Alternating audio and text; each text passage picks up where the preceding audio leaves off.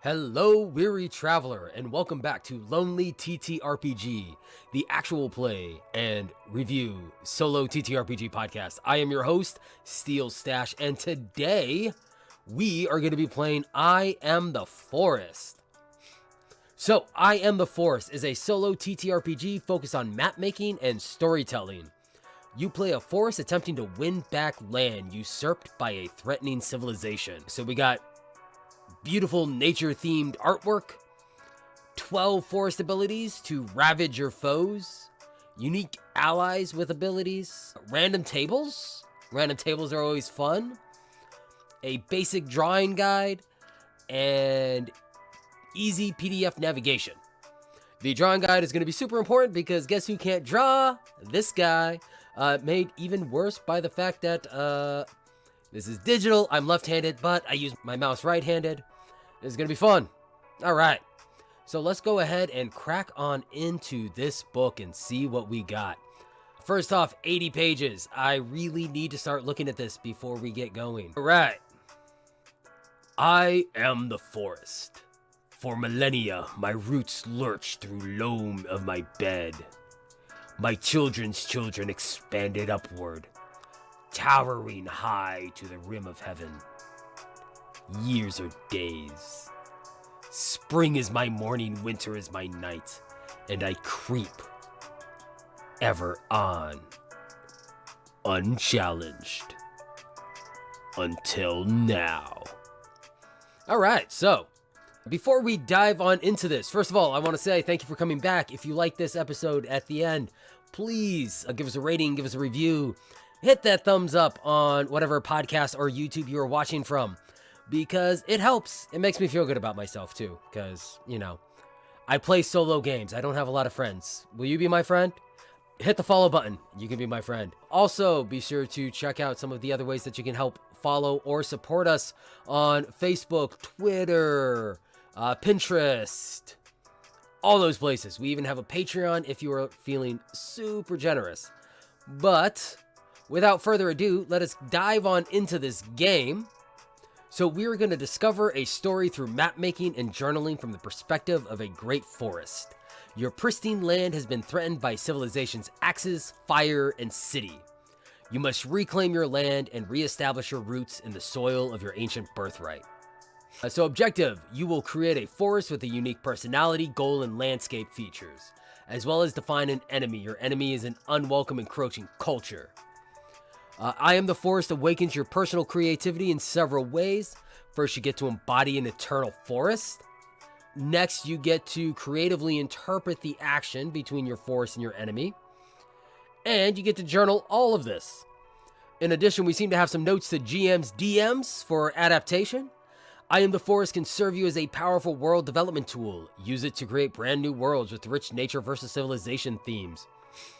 Or you may import your existing lands and run them through a few years of the game to develop dynamic settings. Alright, so we are going to need a pencil, a notebook dedicated to our forest, a printed character sheet and landscape map, 2 6-sided dice referred to hereafter as D6, 1 12-sided dice, and a good instrumental soundtrack in order to help set the mood. They recommend Jeremy Soule. We will be using Dungeon Glitch. Why? Because Dungeon Glitch lets me use his music for free. And he's awesome. His music's awesome, actually. Go check him out on Spotify. Check out Dungeon Glitch. He has all sorts of different ways to find his music. He also makes great games. And just did an interview with Reckless Attack. Matt from Dungeon Glitch has done a lot. Dude is awesome. The very least you can do is go check out his music. It's amazing music, as you can hear from this podcast. All right, so a note to veteran players. This game is based off of elements from OSR games, which use set of attributes, attribute modifiers, opposed skill checks. It differs from traditional RPGs in that it is more focused in scope and gameplay, uses map making and journaling, explores long period of time very quickly. Rounds represent entire years, and it is very contemplative. So this is a journaling game. I actually just recently did a whole thread on my Twitter about some of the differences in solo games Feel free to check that out if you are so inclined. Or if you want to hear me ramble about it on here, then tell me. Leave me a comment. Let me know. Oh, there's some of that beautiful artwork already. So, next we're getting into character creation. First, we're going to create our forest and a map of our world. Then we will create our enemy and prepare for gameplay. Be sure to set aside about 30 minutes for this process. You'll need 10 minutes for character creation and 20 minutes for territory map creation. Yikes, already this is going to be another long episode. We've been trending up. I need to find some shorter games. But not today, because I've been wanting to play this for a while. I saw this game. I was like, that looks awesome. I'm playing it. And you guys are along for the ride. So, let us go ahead and get started on that. Alright, first thing we need to do is define our stats. Your forest is interconnected web of elements. They represent the primal forces which embody your forest. This web of elements is called forest nature types, and they exist in 4 elements: wood, water, earth, and air. So wood is our ability to grow and control flora. Water is our ability to control springs, lakes, rivers, all that type of stuff. Earth is our command of the soil, hills, and mountains. And fire is our ability to control the heavens. So each forest contains each of the 4 nature types, yet each forest is uniquely gifted in certain types. Some forests are excellent at commanding water, others may not be good at using earth. The degree to which a forest is gifted in a particular nature type is called the nature value. To determine the unique nature value, use your 2d6 and the character sheet. Roll 2d6 and add their total between 2 and 12 and write it in the forest section of the character sheet in the wood box. Roll again for all the other elements. Then we will determine our potency, which is how powerful our particular nature type is. The higher the nature value, the higher the potency. We will see that potency is added to the dice rolls to determine whether you are successful or not. To fill in the potency, look at the nature value for wood and compare it to the potency table, and write that potency between -2 and +2 next to wood's value, and do the same for all the others. Alright, so we are going to go ahead and we're going to roll for our stats. So up first we got a 5 for wood, 4 for water, 7 for earth, and 6 for air. Hopefully these are good stats. Alright, so looking at our potency table, that is going to give us a lot of zeros and a -1. So we have a 0 potency for wood, -1 for water, 0 for earth, and 0 for air. Alright, so story is an integral part of I Am the Forest. As such, you will piece together what you can uncover about your forest past. To determine your history, prepare your notebook and a D12. Roll on each of the forest tables on pages 63 to 65 and note down the results. So, let's go ahead and jump to these tables. First off, we have our forest description. So that is a 10. We are a connected forest. And I'm not seeing where to put this on the character sheet, so I think this is where the journal comes in. Our origins. Now I roll the high numbers. I see how it is. So 12, we roll 2 origins. So 4 and 10, a tragic war and a wise creature. Our motivation is going to be fight, and our focus is going to be tragedy. Man, this is actually like tying in really well. And finally, our primary feature description is going to be solitary. And our primary feature is going to be a bog. All right, so looking at this, we are a connected forest. We're a connected forest that was created through tragic war and a wise creature. We're motivated to fight because of tragedy, and we are a solitary bog. So I'm going to say that we've always been a boggy forest. We were existing on our own, living our best forest life, where everything was connected through the various fungi and water that flowed through us.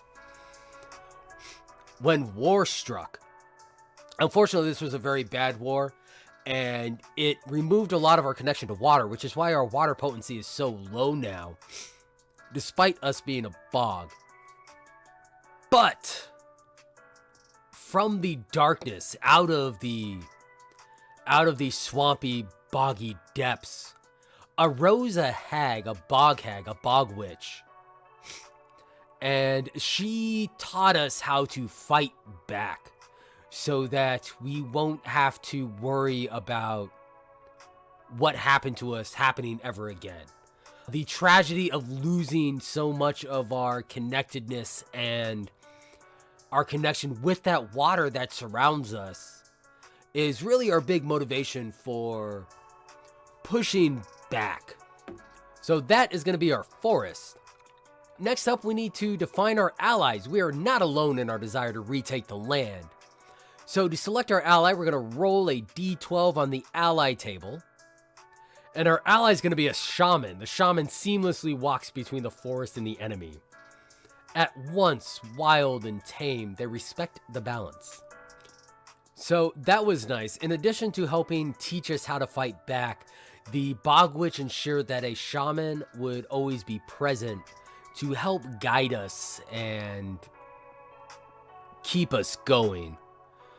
Now, we need to determine some history, the bond which our ally has to us. So we're going to roll on the events table and the forest motivation table for our ally. So that will be 2d12 for the events table. So 9 and 12. So a bloody treason. Our ally is bound to us through bloody treason.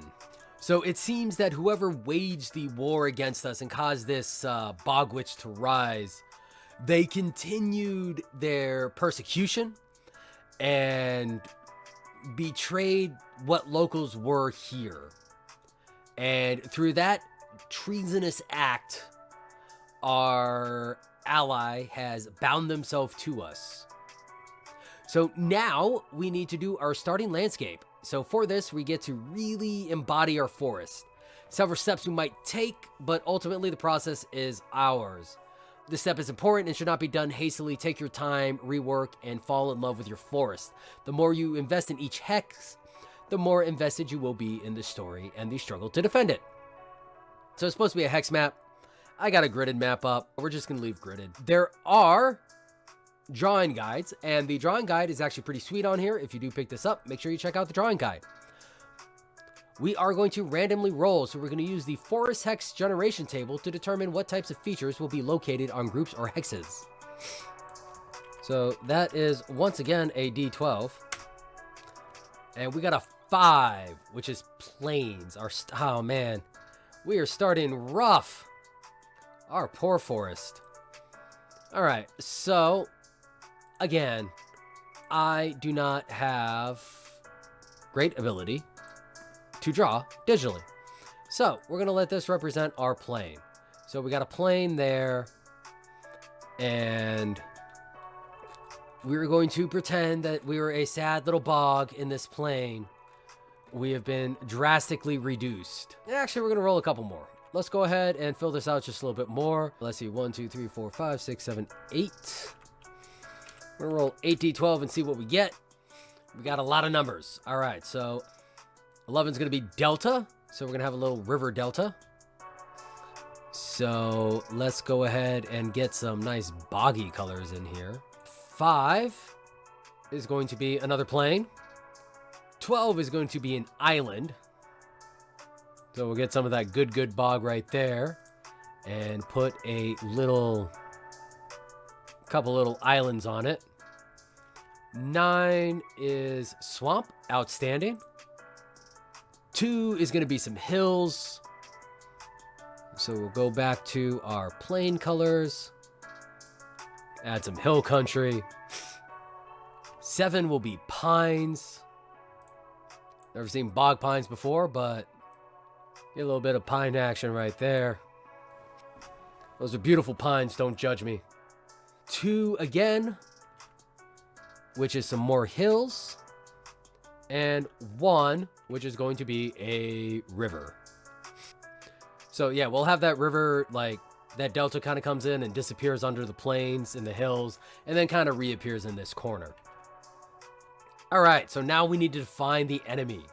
The enemy has a unique nature, but unlike your forest, the enemy's nature is destructive and corrosive. The 4 nature types are chop, burn, carve, and pollute, which is their aggressiveness with blades, their mastery of flame, their adeptness at terraforming, and just how they handle waste. So, same thing. We're going to roll 2d6 for each of our enemy values, and they will have their own potency. Damn, I was going to say outstanding the enemy sucks, but apparently they don't. Apparently they don't too bad. So they got a 6 for chop, 4 for burn, 3 for carve, but a 10 for pollute. That actually fits in really well with the backstory we have. It's almost like the fates are on us on this. So that's going to be a 0, -1, -1. But that 10 is going to give them a +1 to pollute. So our enemy, not the bet, like, they're really not interested in chopping us or burning us or doing anything to our land. They are using us as a dump. How dare they? Now we need to roll a d12 for their culture. What little culture they have besides trying to kill us. And it's flame scales. The flame scales descend upon the land in a flurry of fire and acid. So they get a +3 to burn and a +2 to pollute. That is annoying. So their burn just went from -1 to +2, and their pollute went from +1 to +4. How dare they? Of course they did. Luckily, we have our own abilities, which grant a potency bonus when using certain nature type, and ally abilities, which cause chaotic effects. So our abilities are going to be located in Chapter 5. All the abilities are located in Chapter 5. I'm sorry. So we're going to pick one force ability that interests us. And we're going to select an ability for which our nature value is 5 or greater, considering when you want to take an ability to boost one of your low potencies or to bolster a strong potency. Write it on your character sheet, circling level 1, and we will have the option to gain more abilities as we go on. Alright, so unfortunately we had some technical issues and lost a little bit on the sheet creation. So just to run down what we ended up doing, alright, we selected our force abilities. We get 1, and we went with Pummel Earth, a way to punish our enemies. Then we assigned all of our enemy stats, which was the same as assigning our stats, okay? Roll 2d6 down the line, put the totals right in there. Potency comes from here. In addition to that, there is also the enemy attributes, or there's an additional enemy thing that gives them certain abilities, and so our particular one increased burn and pollute on our enemy, which is why even though pollute is a 10, which should only be a +1, they have a +4 because they got +3 to their pollute. So diving into gameplay, this is how gameplay works, all right? Your year is divided up into a couple steps. So step 1, everything resets. All your abilities and scores reset. Step 2, the enemy gets to go. They're going to roll a d12 to decide which hex they're going to attempt to engage or encroach on. You're going to roll a d12 to determine which of these stats right here the enemy is going to use in order to do their encroachment. Then they will roll 2d6 plus their proficiency bonus, and that will be their turn. Then you get a chance to defend. You get to choose whatever proficiency you want, and you roll your 2d6 plus proficiency. In addition, you can also use an ability, like your force ability or your ally ability. Now, be aware, if you use an ability on defense, you cannot use an ability on attack. So, something to watch out for, ability management. All that being said, if the enemy score beats your score after all of that, then they successfully encroach upon that square. If your score beats their score, then you successfully defended. Now it is your turn. Pick a square, start your encroachment, and start building your forest. Same thing. You are going to choose your attribute. You're going to roll 2d6 plus proficiency and ability if you have it. For the forest abilities, you will add whatever your level is, whatever the forest ability level is. So, for example, Pummel Earth is at level 1. So, if I use Pummel Earth, I get to add +1. Or your ally ability, which is whatever the ally ability table says. All right. So you roll all that. Then you roll a d12 to show how the enemy will attempt to defend. Come back to your enemy table and roll 2d6 plus their proficiency. Again, if you beat them, then you get to encroach upon their land. Now, growth points. All right, growth points, which you see up here. The way growth points work, if you successfully defend or encroach, you get a growth point. So you can have 2 growth points per turn. You can get up to 4 if you roll doubles. That is a special rule. If you run into it, we will talk about it. But otherwise, you will see it in the rule set. All right, so you get 2 growth points per turn, typically. With those growth points, once you have done your turn, you get to decide how you want to grow your forest, and you may use your growth points. 1 point will increase any of your nature values by 1. So you can do that in order to try to pump up some of your stats. Or you can save them up. If you want to increase your skill level, that's going to be 2 growth points. Learning a new skill is going to be 2 growth points. And if you want to automatically take over a new hex, that will be 4 growth points. So there is some value. However, it seems in the early years, using your growth points to increase your stats is going to be the key. All right. So you have to be able to either successfully defend or successfully take land.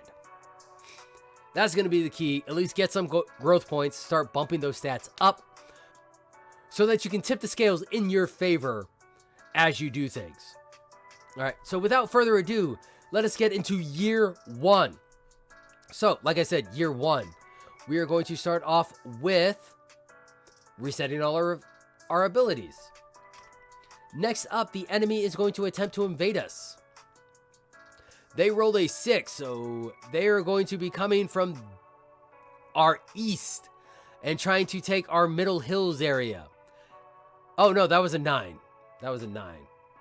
That's what I get for looking at the dice and not at the calculator. So they're going to be coming from the southeast and attempting to invade our rivers. And how are they going to try to encroach on our rivers? With carve. So they're going to attempt to terraform our rivers. They're going to come in and they're going to try and dig up our rivers. So how strong are they with that? So that is a 7. All right, 2d6 minus 1. That is a 7. So I don't like them coming and trying to dig up my rivers. So I'm going to use my command of the earth, and I'm going to attempt to fight back against their shovels. I'm going to have the earth feel hard and frozen under their work so that they tire out and they get annoyed and they give up. Now, I have no modifiers to earth, so I'm just rolling 2d6. And I roll a 5. A Of course. Of course. So, unfortunately, they take over my Riverlands. They take over my Riverlands. But it is my turn, and I don't like that. So, I am going to attempt to have the Earth reform itself into the proper river pathways. And I'm going to save my ability, because my level 1 Shaman ability is actually pretty awesome. It can force a reroll. In this situation, I would have to use it before I roll the enemy defense. But I can roll my attack first, which is a 5. So I'm going to go ahead and have my Shaman come out and give an ominous omen.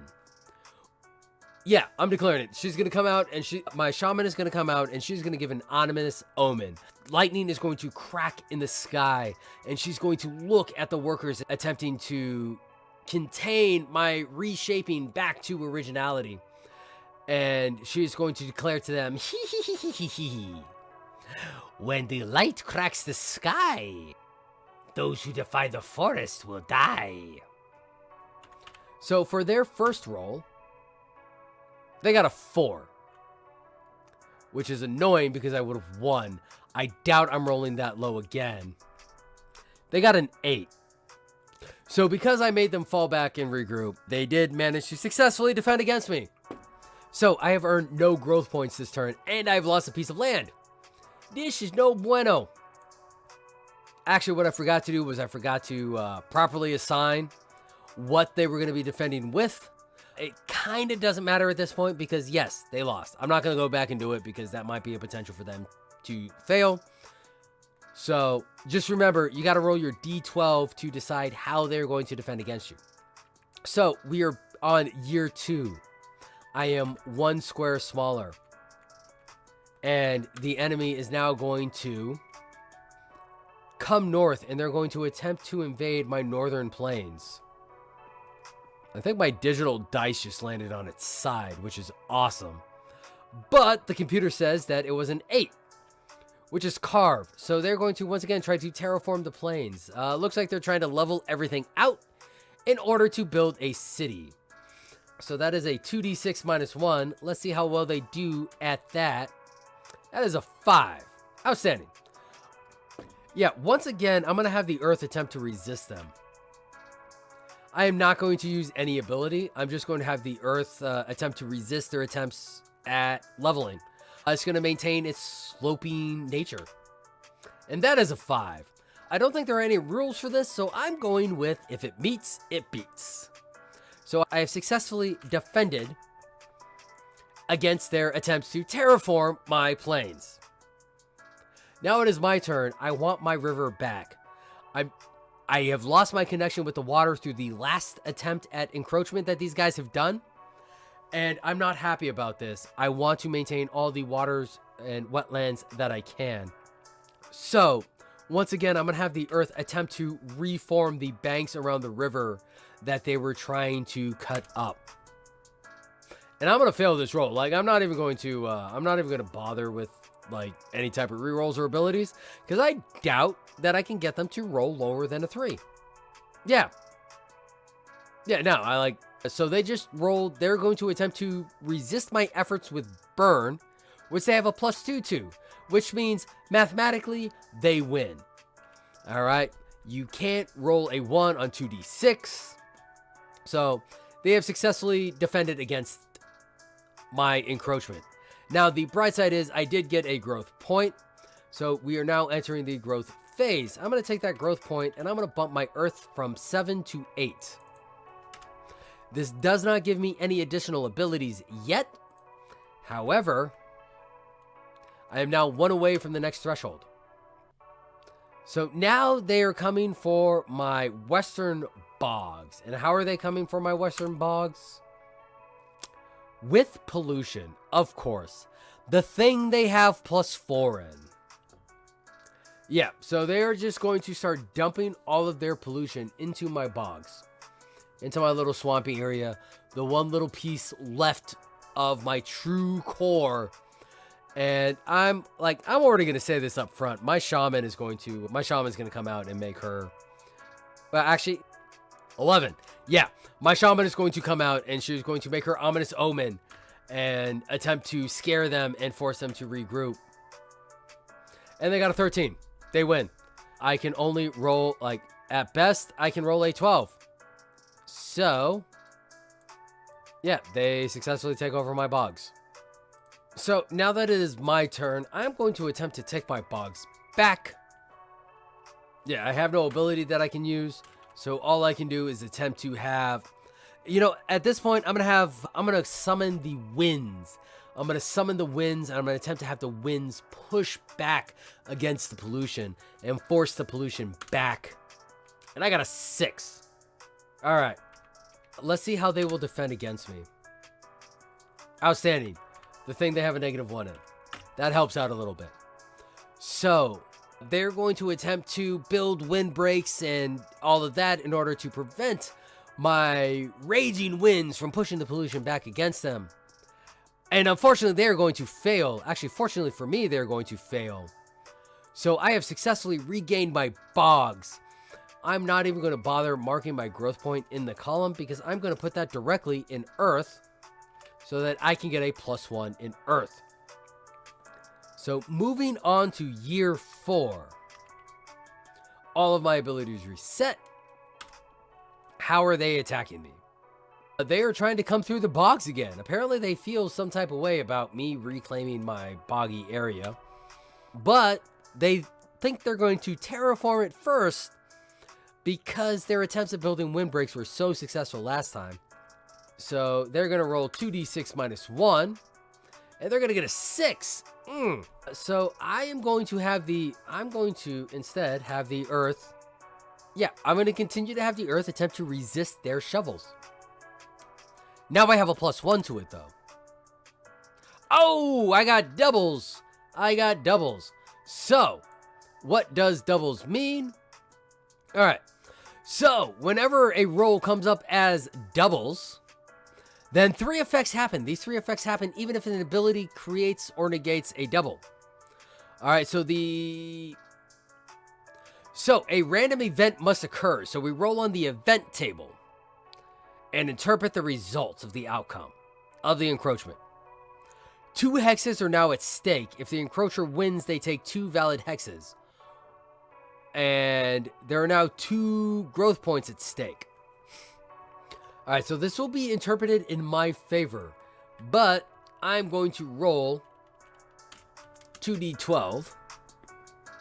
Got 9. Outstanding. So a bloody civilization. Ooh. So the event and description is a bloody civilization. And this bloody civilization has attempted to invade the bogs and terraform the bogs. Unfortunately, as they continue to dig into the swampy earth in an attempt to terraform and build up windbreaks and drain that swamp, they found themselves sucked in and devoured by the swamplands. So that's going to give me 2 points right there. It is now my turn, and I want to get my planes back. Oh, I'm sorry. They did say that 2 squares were at stake. So I'm going to say not only did I defend my bogs managed to extend themselves. Good for them. It is about time we see some growth from these horrid people trying to pollute our beautiful ecosystem. And now for my turn, I want to get my river back. Once again, I'm going to attempt to have the earth. It just doesn't seem to be. It does not seem to be. Apparently that river is lost to me. I rolled a 5. That is... Oh, no, that's doubles. Haha. Oh, no, that's doubles. So once again, double rules are going to apply. So let's see how they are going to defend against me. Shoot. Yeah, that's with a +2. So they have they rolled burn, which they have a +2 on. I'm going to have my shaman force them to reroll because that is my best option for success. Yeah, so first roll was a 7. Second roll was a 7. God dang it. I rolled 1 4, then 4 1. That is horrible. So, I lose. No, I was invading. So I only lose 1 tile. I'm only going to say I lose 1 tile. I do not successfully take the tile that I was going after, and I'm going to lose a tile. And I do not get any additional growth points. And we will roll a 2d12 to find out how this went down. 10 and 2, so it was a broken betrayal. So as my shaman goes out in an attempt to deliver her ominous omen, another member of her family sneaks out and manages to successfully convince everybody that Grandma was off her meds. Grandma doesn't know what she's talking about. It is a slanderous lie. We love our shaman in this forest. We love these descendants of the Bog Witch. But this child managed to unfortunately go out and convince the workers that our shaman was just talking crazy. And it allowed them to successfully come out and just not only defend against our attempts at reshaping the earth, but also conquer another land. So with our growth points, though, we do have 2 growth points. With those 2 growth points, I could get air within 1 point of being a +1, or I could get, actually, it's one of those, honestly, I would put it in earth, move earth up to 11. That's still a +1, but it is very close to a +2. And that is going to close out year 4, and that is going to close out our playthrough of I Am the Forest. So thoughts. This is another great game. This definitely seems like one of those more long form games. You really seem only limited to how big you want to make. All right, you want to make a small map, you can play a small game. You want to make a big map, you can play a big game. So if you're looking for something that's going to last a while, then I would take a big map.